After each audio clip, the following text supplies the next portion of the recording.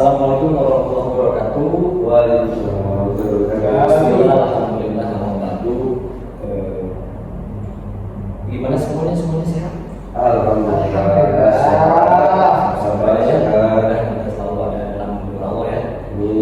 Nah, di balik kita harus menjaga kesehatan juga, kita juga harus bisa ada afirmasi positif ke dalam diri kita.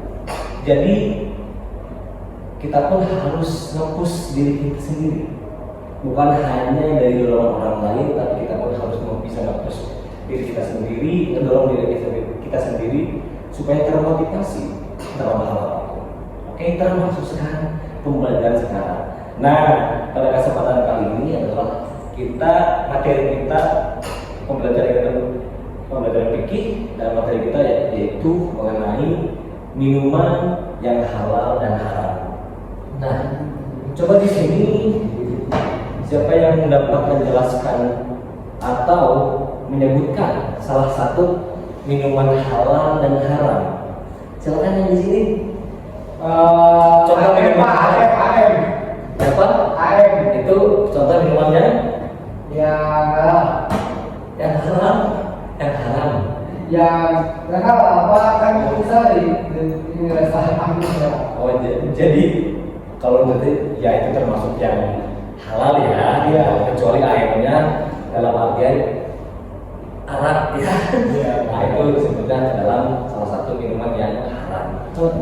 Ini gimana? Salah satu minuman yang halal dan haram. Minuman halal dan putih, Pak. Air putih. Ya, itu. Minuman haram itu yang kita nggak punya orang lain enggak? Nah, itu haramnya berbeda. Ini haram secara mau sifat mudahnya ya, haramnya itu.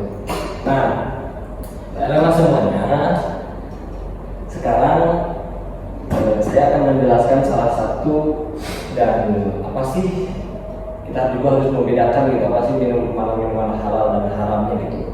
Bagi yang masih yang tidak tahu.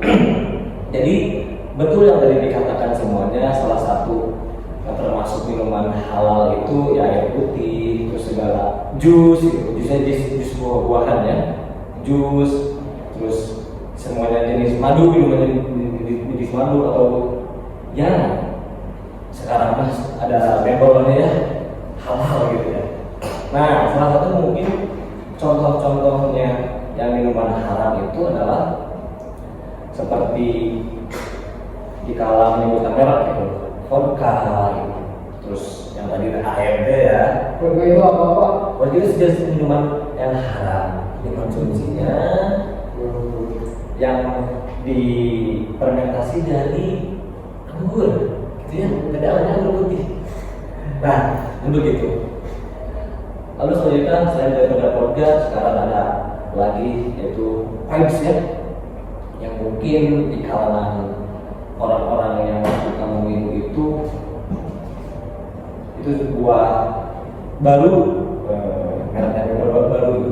Kita juga harus mengenal supaya ketika kita mengenal itu bisa menghindarinya gitu. Jadi semakin kita tahu itu bukan semakin kita ingin mencobanya, justru semakin kita tahu semakin kita bisa menghindarinya karena tahu efek negatifnya atau dampak untuk kesananya begitu. Jadi penjelasan minuman haram itu jelas dalam Al-Quran kan dijelaskan itu bahwa itu sudah jadi nas dari Qurannya gitu. Nas dari Qurannya langsung dan yang tertuang dan termaktub dalam surat Al-Maidah ayat 60 gitu. Nah, jadi itu dari dasar daripada yang haram. Yang halal gampang membedakannya halal. Yang haramnya udah ada amarnya itu perintahnya gitu ya untuk menjauhi dan meminumnya gitu. Nah, jadi itu yang selain daripada yang disebutkan yang haram gitu. Terutama sekarang ada labelnya gitu ya, yang halal. Jadi begitu. Lalu untuk di sini anak-anak silakan bila mau ada bertanya berkaitan dengan minuman halal dan haramnya bagaimana? Ada yang bertanya sekarang? Tidak. Ya jelaskan Pak. Bapak saya mau bertanya. Iya. Kalau kita lagi keadaan di hutan tapi yang adanya air yang haram itu gimana Pak hukumnya? Kita minum boleh nggak? Contoh air yang haram di hutan apa tuh? Ya misalkan kita nih air lagi tidak ada, hujan tidak turun, kita kehausan di sana Pak. Iya. Sedangkan cuma ada cium Pak, ada sebotol khamar di sana. Gimana itu boleh nggak kita minum Pak?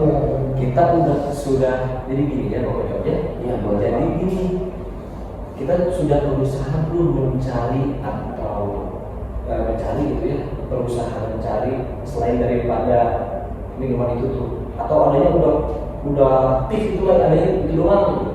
Nah dikala mentok adanya itu doang. Untuk itu apa Pak? Mentok itu adalah sudah final lah gitu ya. Gimana Pak? Nah jadi kita itu diperbolehkan pada apa? Darurat.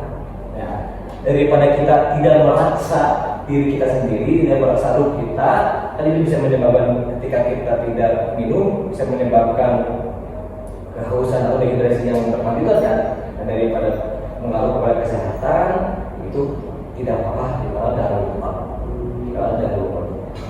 Tapi dalam catatan kita juga harus ikhtiarnya. Nah, ikhtiarnya yang lebih gitu. Tidak harus mencari dulu. Analoginya sama kayak kita mencari atau sudah tidak air wudhu, sudah tidak ada air lagi gitu. Nanti kalau sudah tidak air lagi kan bisa kita tanya Jadi bisa dulu bisa pakai air hangat Pak. Kalau nggak ada air bersih. Oh tidak bisa. Oh kalau tidak ada air, waktu yang adanya cuma air Arab, jadi kita butuh pakai air apa? Kan tidak bisa kan dikala tidak ada air mah ada gantinya yaitu tayamum gitu. Ya, Pak. Maksudnya ikhtiar maksimal itu ikhtiarnya mencari air yang benar. Oh, iya, Pak. Halal. Oh, iya. Nah ini salah satu termasuk air yang halal untuk dipakai wudhu gitu. Iya. Jadi begitu anak-anak. Ya. Pak kita lagi ambil Pak. Ya kan? Ya, kita tutup saja. Mungkin hanya itu ya yang dapat Bapak saya sampaikan Ya, pada Pak. kesempatan hari ini. Jadi kurang lebihnya mohon maaf. Nah, jadi untuk kolom pembelajaran selanjutnya kita akan mulai ke materi selanjutnya ya, mengenai tentang masih sama masalah halal dan halalnya terkait ini tentang makanan next ke depannya. Oke. Jadi untuk itu